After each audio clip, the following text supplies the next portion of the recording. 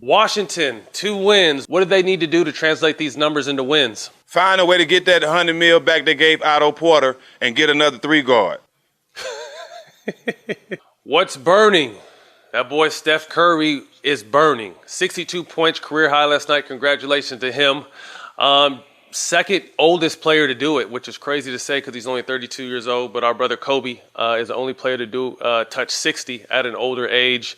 Jack, there's been a lot of chatter and disrespect to the light-skinned king, Steph. What do you think about the chatter? And did he quiet the naysayers last night? Well, the best way to shut him up is play like he's played last night. But I want to reiterate something you said at the beginning of the season before it started. You said that Steph had to do some amazing things this year in order for them just to get wins. And that's exactly what he did. 21 points in the first quarter. I knew he was off to a big night, but those are the type of games he has to have for this team to even be in the hunt of things. Yeah, I mean, as we touched on last week, this is a team searching for their identity. You know, gone are the days of KD and Clay on the wing and Iggy and Sean and David West and you name it. This is a whole new team, so they have to find out who they are as a team. We know we have it with Steph, even though people want to doubt it. So we have to figure out what they have moving forward. Draymond is, I think, only 2 games back, but his energy was contagious last night, and I think the confidence he allows everyone else to play with because they know he has their back is huge. This team played with the energy from the opening tip last night, and they were impressive. You know, they're sitting at 3-3 right now in the middle of the pack. And I'm excited to see this team kind of catch a rhythm and really kind of find an identity. You know that Oubre is slowly but surely coming back to life. Wiggins is finding his footing. I'm really impressed with James Wiseman, a young kid that didn't really get to play in college. Inside out, runs the floor, blocks shots, rebounds. They definitely have possibly, although I picked LaMelo Ball, I think James Wiseman is definitely going to be in the running for Rookie of the Year this year. Week 2 impressions, 2 teams out the gate with strong starts. Philly under Doc Rivers at 5-1 in the East, and the Phoenix Suns under Monty Williams at 5-2 in the West. Let's start with Philly, Jack. One thing I said was Doc is a great motivational speaker. He'll have you believing in yourself, believing in the team. I think that's what you're seeing with Joel Embiid right now and Tobias Harris. Ben Simmons is doing his thing. What are your thoughts on Philly at this point? Well, the biggest thing for me is I know Doc is holding these guys accountable. You know, having Barrett Brown the last couple of years in Philly with Ben Simmons, he really didn't hold them accountable. Both of those guys from Australia, he kind of let him do what he wanted to do. I think with Doc Rivers there, he's going to hold him accountable, let him know that he has to go out there, demand his respect, and play the game one way, and that's 110%. And I think he's spreading that attitude around the whole team, and that's why they're getting off to a good start.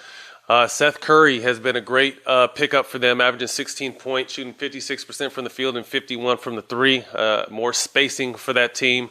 Having played for Doc, like I said, I know that's what he's going to do. He's going to instill confidence. He's going to hold these guys accountable, but he's just a great motivational type guy, and I think that's what you're going to need with guys like Ben Simmons, who needs the constant reminder of how good he is, and Tobias Harris. Tobias Harris had his best year as a pro under Doc in L.A. Now he's back with them, and it's no surprise that Tobias is at 19 points a game. So what do you think Doc's been doing to get Tobias to play at that all-star type level? We're just giving him confidence and letting him know he's a big part of that team. I had Tobias as a rookie in Milwaukee, and coming out of Tennessee, the 6'9", the size he was, and be able to do everything on the court, I knew he had a chance to be a star in this league. And I think Doc's just giving him the confidence that he belongs in this league, and he's starting to play like it. You know, absolutely. It looked like from the outside looking in, obviously, that Philly had chose Tobias over Jimmy Butler and took a lot of criticism for that. Jimmy's gone on to Miami and done his thing, but Tobias is the highest paid player on that team. And like we said, we know how talented he is. We just have to see that night in, night out. Shout out to Embiid, man. Embiid is definitely doing his thing, man. 25, nearly 13 rebounds, 3 assists, a block and a half. He's showing up every night, which is big for that team because when he shows up and plays hard every night, there's not a person in the world that can guard him. Pivoting out west, another team off to a hot start. The Phoenix Suns are at 5-2. Monty Williams got these boys playing defense. 6 guys scoring in double figures. CP, you know, I picked them as one of the teams to watch out coming out of the West. They're making me look good. Jack, what are your thoughts on the Phoenix Suns? I love everything about the Phoenix Suns. One, GM James Jones used to play in the league, good friend of mine, multiple champion. Then you got Monty Williams, a coach that everybody loves, tough-nosed player when he played. You add in CP, Hall of Fame point guard. Devin Booker, top 10 player in the league, and a young player in DeAndre Ayton. I love everything about this. This team can go only way for this team to go is up, and I like everything about it. Definitely. Shout out to James Jones doing a great job. Robert Sarver's got his dusty ass out the way and is allowing James to, put a constructed team that's suitable. We've all been saying that we felt Devin Booker's been wasting his time there, and I could safely say now that they're really starting to surround him with pieces to, utilize the best of him. I still think his scoring average is going to go up. He's at about 20 right now. I see him going up to about 25, 27, but with 6 guys in double figures. Crowder has been a great pickup for them, a veteran leader, a guy similar to us. You need guys like that on your team, 3-and-D guys, the energy of the team, the face of the nastiness of the team. I love it. I'm happy for the Suns fan base. Yeah, I got a chance to play out there. Great fan base, great city, although there's no fans yet. Happy to see them have a winner back. They deserve it. And Monty Williams to really being able to find his footing as a head coach. Like I said, this team plays with his kind of grit and tenacity on defense. I think they're 3rd in the league in defensive efficiency. So happy to see CP move on to another team, but really starting to make his impression on that team and showing these guys how to win because they got a talented young bunch over there. Up next in our Week 2 impression, Harden and friends. They got everyone back playing now, and John Wall has come out the gates looking explosive. I couldn't be more happy for this guy for not being able to play since 2018. He's come out and put everyone on notice. Remember me. He's out here doing his thing. What are your thoughts? Do you think that they have enough? A lot of people are saying this is one of the most talented rosters James has had in Houston. What are your thoughts? Is his mind made up? Is there a way they can keep him in the mix and happy and really try to make a run with this squad? But they can at least keep him for this year, because they have him for 2 years. They can at least keep him for this year. I think, the way John Wall is coming out and the way Boogie's going to come along, even with some of the young players, how they're playing, I think it's going to motivate James to stay. John Wall's energy is contagious, man. He's coming out with a great start, showing he's healthy, ready to lead this team. And I think that's showing James is seeing that he has other guys that's finally going to ride with him. Not saying CP and Russ didn't ride with him, but these guys are going to ride with him under control. You know what I mean? And that's what he hasn't seen. And also with a coach like Stephen Silas, he's going to hold everybody accountable and they're going to be on the same page. I like it. I just hope James buys all the way in and don't have 1 foot in on the court and 1 foot on the plane. Yeah, like you said, we respect the fact that he wants to move on, but I think they've done a good job at surrounding him with talent. And someone you didn't mention, Christian Wood, who's come out of nowhere, not necessarily nowhere. He just got a nice deal, but this kid is playing incredibly 6'10", can do it all, shoot it, put it on the floor, block shots, rebound, run the floor. He's got 2 legitimate, maybe 3, 4 guys. If you get Gordon going and then Boogie will probably could be at about 15. They got 4 guys that any given night can drop 30 plus for you. Maybe 5 once Boogie gets going. So this is a very talented team. I'm happy for Coach Silas that he's got these guys starting to right the ship. We hope that, whatever the situation is with James, when he's on the court, that's all that matters because they got a nice little roster over there, and I definitely think they can make some noise in the Western Conference. Up next, Memphis Grizzlies. We all saw John Morant go down with a nasty ankle injury, out 3 to 5 weeks. Jaren Jackson is still sidelined. How does this team compete in a loaded Western Conference with their 2 young stars out? It's going to be hard, man. I think the best thing about it is they're getting hurt early in the season. You don't want these injuries to happen towards the end of the season when you're pushing for playoffs. The 2 guys that's out, Morant and Jackson, they need these guys more than anything. It's impossible for them to have a great season without these 2 guys. So the guys that's still on the bench or guys that's coming in going to have to step up and just try to hold ship tight until these guys get back. But they don't have a chance without the 2 guys they have down. Yeah, Dylan Brooks and Kyle Anderson are both playing well. But I think this is also going to benefit the play-in games. Not just for Memphis, but any team that either loses guys, star players to injury or, heaven forbid, COVID. You still have that chance to hop in that 7 to 10 seed and still have a play-in game. So I think that's going to really benefit this team because, there was a lot of talk about this team jumping into the playoffs this year. They definitely can't do it without their 2 young guns down. But the play-in scenario where, 7 to 10 got a battle to get those last 2 spots, I really love that, and I think that's really going to benefit Memphis this season. In the week ahead, we got a playoff rematch between Boston and Miami. They'll be playing twice this week. Jaylen Brown is off to a hot start, averaging 28 a game. Jason Tatum's right at 24.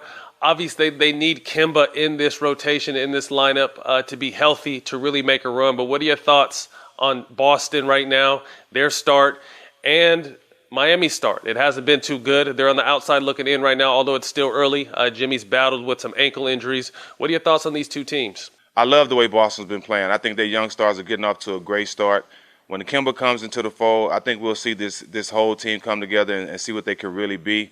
Obviously, playing Miami 2 times in 1 week, both of these teams need these wins. You know, with 72 games now, these are wins. These are games that are going to matter coming down to playoff seeding. So I'm excited to see these guys play. I want Miami to get back healthy. I think Miami's still dealing with a little of that finals injury, the finals bang up, and they're trying to get healthy. But both teams need to go ahead and take these 2 games serious so it can be ready towards the end of the season.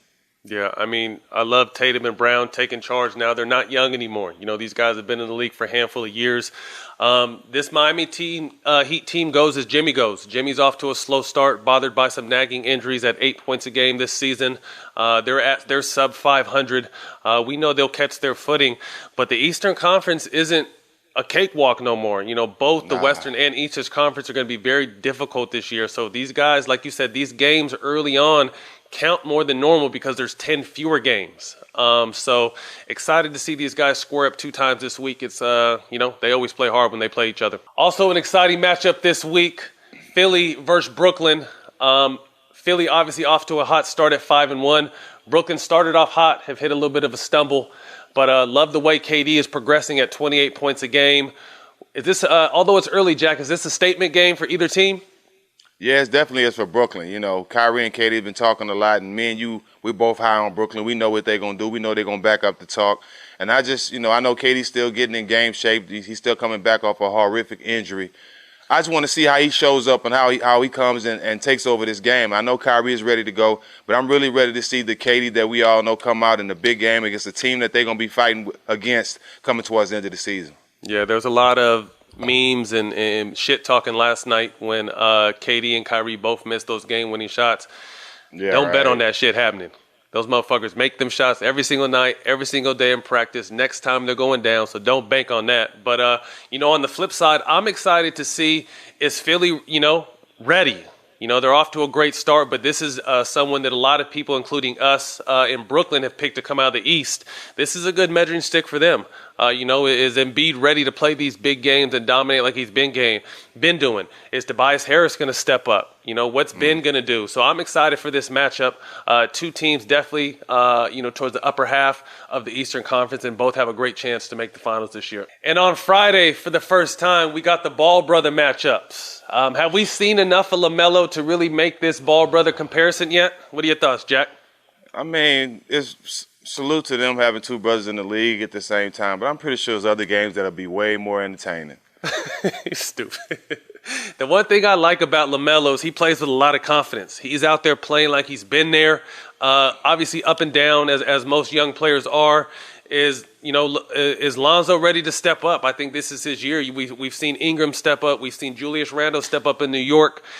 We've seen Kuzma, stepping up somewhat. It's time for Lonzo to step up. Obviously, big brother playing little brother is always fun, and obviously, salute to the family for letting that happen. This is going to be fun, and I'm looking forward to them guarding each other because that's going to take it back to the backyard where it all started for them. If anything, let Melo get his shine on. Melo is going to be the next star. You know, Lonzo had his opportunity to lead the family. Lonzo Damn, is really doing it. Are you writing them off already, huh? Too many rap songs? What's going on? I'm not writing them off. I just know right now this is Lonzo's time. I mean, this is Melo's time. Let Melo have his time. Don't let his brother come in and ride off his coattail. This is Melo's time. It's Melo ball time. So when we talk about the game, Melo ball's playing, not Melo against Lonzo. Shit, if I'm older brother, I'm saying fuck that. But there's also some notable brother combinations. There's also some notable brother conversations in the game right now. Steph and Seth, the holiday threesome, the Grant brothers, the Lopez twins, the Giannis brothers. Who is, to you, in your opinion, the best brother duo in the game right now?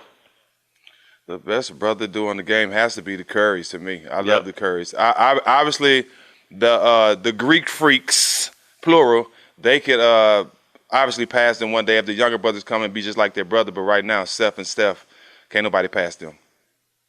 Absolutely, shooting the ball the way they do. Beautiful thing to see. Jack, we got a weekend of goodness ahead of us. Got a whole slate of NBA games Saturday and Sunday and NFL wildcard weekend both days as well. Yep. Let's start with the NBA. Who's a matchup you're looking forward to catching this weekend? Man, I can't wait till Sunday, the Lakers versus the Rockets, man. I'm really wanting to see what this Rockets team is going to do. Everybody's healthy. They have everybody back. And the measuring stick is the defending champions, the Lakers. So James, John Wall, Boogie, I want to see what these guys are going to do, see if they come with their A games and get a big win come Sunday. I'm excited to see that Denver-Philly game. Although Denver's off to a slow start, we got the last of the dying breeds, the two best centers in the game. Getting an opportunity to square up against each other. I'm looking forward to those guys going at it. But I'm really excited for, I'm a football guy at heart. It's wild card weekend. I'm really looking forward to catching up on some football. Definitely going to be rolling up, feet kicked up. Might have to chain Ashton to his crib so I get a little bit of silence and just enjoy the weekend, man. Who are some of the games on the flip side in the NFL front you're looking forward to watching this weekend? Man, I want to see two reasons I want to see Tampa Bay and Washington. Washington's the reason why Dallas Cowboys didn't make it. Well, I'm lying. The Dallas Cowboys are the reason the Dallas Cowboys didn't make it. Terrible. But then again, Tom Brady, man, we're all Tom Brady fans. I want to see if he can really, really create another miracle and bring the Tampa Bay Buccaneers to the Super Bowl. It's another 10-win season for him. I want to see what other magic he can do. No, I'm definitely excited. It's hard to bet against him when it comes down the stretch, but I'm excited to see Tennessee-Baltimore. Derrick Henry, shout out, another 2,000-yard season going up against a tough Baltimore defense. And then Lamar Jackson, the first quarterback in NFL history to have back-to-back 1,000-yard rushing seasons. It's going to be very impressive. It's going to be ground and pound, but it's going to be a fun weekend of sports. Pick your poison, grab your food, pour yourself a cocktail, have 2 or 3 rolled up. It's going to be a fun weekend, man. Yes, sir. Next up, guys to keep an eye on, Tyrese Haliburton, rookie from Sacramento Kings, 6'5" combo guard, can shoot the ball, plays hard on both ends. Fun young player to watch. Got a good chance of being a steal of the draft. Hope he stay healthy, get back on the court, and do his thing. Yeah, he's out for a little bit with a wrist injury, but he'll be back soon. Next up, Julius Randle, someone I just knew at some point was going to shine. This dude is a monster, a bull in a china shop. He's averaging 21 points a game, 10 rebounds, 7 assists. First Knicks player to do that through the first 5 games in the history of the franchise. I love the fact that he's kind of finally finding his footing. You'd see flashes with the Lakers. You saw flashes in New Orleans. He's definitely coming into his own with the Knicks. Man, child, we've been waiting on this. It's finally his time. Absolutely. Now, with the Knicks, you never know. Are they showcasing him to trade him, or are they really trying to build around him? It'll be interesting to see how the Knicks handle Julius Randle. I think the surprise of the season thus far has been Christian Wood, free agent pickup for Houston. 24 points, almost 11 rebounds, 2.5 blocks, long, athletic, inside-out player, fun young talent. And this could be another reason for James Harden to stay put in Houston. Yeah, everything's for this kid has been a blessing of disguise. God didn't let him get drafted, but kept him hungry. He just got this big contract, and when he did get drafted, he had another blessing. His Stak girlfriend left him. So I'm happy. I'm a fan. I'm a fan of this kid, man. I want to see him do well, and he's really a big reason for Houston to have some success this year. Absolutely. Looking forward to seeing Boogie get his footing back. Those two on the front line, along with PJ Tucker, the way John Wall is playing. Houston's got some talent, man. It'll be all we have to do is see if they can keep James happy over there, because like I said earlier, they could definitely do some damage in the Western Conference. What's burning? A few quick hitters to close out the show today, Jack. Washington, 2 wins, 1 with Russ, 1 without Russ. Obviously, Russ is off to a hot start, triple-double machine. What do they need to do to translate these numbers into wins? Find a way to get that $100 million back they gave Otto Porter and get another 3 guard. They wasted $100 million on Otto Porter. I'm sorry. Everything started when that happened. They since moved him, but you still think they need their money back? They need that money back so they can invest it in somebody else. Up next, a surprising stat I'm about to give you. The Knicks have a better record than the Nets thus far. What do you like about the Knicks so far this season, Jack? Nothing at all. They can start off 15-0, and they still not gonna make the playoffs as long as they have the owner they have. Hey, remember that thing on Color Purple? Until you do right by me, nothing good is gonna happen to you. He got that root on him, bro. It's the whole stuff that he got that root on him. Man, hey, listen, for where they're at, impressive start. Guys are playing well. Don't expect the Brooklyn Nets to be, in this area with them too much longer. They're going to find their footing and take off. But, hey, for 3-3 to start the season, Tibbs has got those guys playing hard, playing defense, holding people accountable like you like. But I agree with you. I don't really see them making too much noise this season. Up next, Trae Young and the Hawks off to a hot start. Luka and the Mavs are not. Jack, do you think there's too much pressure on Luka right now? He's supposed to be the next best thing, odds-on favorite to win the MVP, and it's been a tough start to the season for him.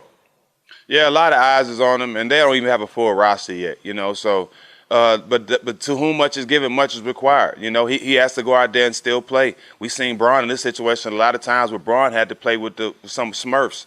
All of them were blue, and he still had to take them to the finals. So he got to deal with it. You know what I mean? But on the flip side of it, Trae is doing everything he's supposed to be doing. He has other weapons now, a more confident team, a more veteran team. I like everything he's doing. I really like the Atlanta Hawks. To me, them and the Phoenix Suns were going to be the breakout teams of the season. John Collins is playing out of his mind out there. They got everyone on the same page. Rondo's in that locker room, I'm sure, dropping these guys' game every time. Trae Young's on another level right now. This is a fun team to watch. As you said, Luka still doesn't have the unicorn back yet. I'm looking forward to him getting healthy because when they're both healthy, they're one of the best combinations in the game. But it's going to be interesting to watch Luka. Like I said, all the pressure's on him. He's kind of not necessarily flown under the radar, but as far as expectations has flown under the radar up to this point. But now they're expecting him to be a top 3, top 4 team in the league every season and on odds-on favorite to win the MVP. So we know with that comes a lot of pressure. I saw Blake Griffin kind of get to a certain level of superstardom when he was in the MVP conversation. And they expected the Clippers to win championships as well. So, we're going to see how Luka handles this pressure. I don't doubt him at all. Still think he's one of the most talented players in the game and looking forward to him finding his footing. In closing, congratulations to Doc Rivers cracking the top 10 all-time wins list, passing Bill Finch. Only the second black coach on there behind Lenny Wilkins. Congratulations to both of them. Also, man, shout out to Showtime Basketball, YouTube, iHeart, and the Black Effects. And follow @ShowBasketball on Twitter. You dig. See y'all next time. Peace.